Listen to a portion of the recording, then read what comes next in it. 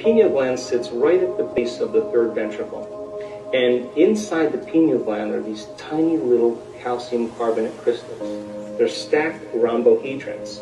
They're stacked on top of each other. And if you find the research, and I found it, the pineal gland has been called a neuroendocrine transducer with piezoelectric properties. Piezoelectric effect is when you take a mechanical stress and you apply it to some crystals, and it begins to produce an electric charge. So then the act of inhaling and bringing that breath all the way to your brain with passion and squeezing those muscles, and yogis can do this really well, and holding your breath, you're exerting pressure against that pineal gland. And as you start to compress those stacked crystals, you begin to produce a piezoelectric effect. And now you're taking a mechanical stress and you're turning it into an electrical charge. Now you're electrically activating those crystals. And those crystals are very sensitive to frequency. And all of a sudden, when they become electrically activated, the pineal gland becomes like a radio antenna. And now it can pick up frequencies faster than the speed of light. Now, why is that important?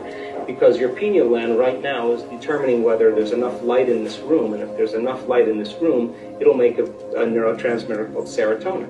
And serotonin gets your brain up and awake, and you can function with conscious awareness. But when the light diminishes and there's an inhibition of light, serotonin is transmuted into melatonin. Melatonin is the nighttime neurotransmitter. It helps us to go to sleep. But serotonin and melatonin are directly related to the wavelength of visible light. So then we're producing certain rhythms and chemicals in our normal waking day based on our environment. But when the pineal gland becomes electrically activated, it literally begins to produce a resonant electromagnetic field. And now that begins to send a signal out, and those crystals stretch until they can't stretch anymore, and then the field reverses and it compresses those crystals, and all of a sudden you have a little antenna right up in your pineal gland. And now it can pick up frequencies that are faster than the wavelength of light. That's called the quantum.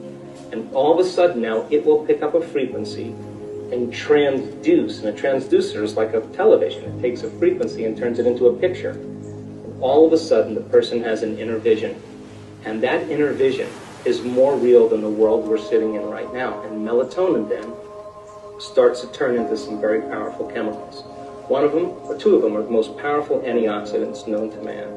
Anti-cancer, anti-aging, anti-heart disease, anti-stroke, anti-neurodegenerative, anti-inflammatory. Another chemical is the same chemical found in hibernating animals.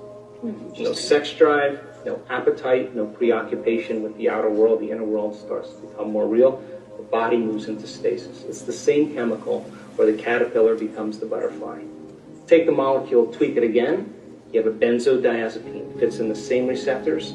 What it does is it suppresses the survival centers in the brain. Take the molecule, tweak it again, and now you have the same chemical found in electric eels. A very powerful biophospholupminescent chemical. Tweak it one more time, and now you have dimethyltryptamine, the most powerful hallucinogenic known to man.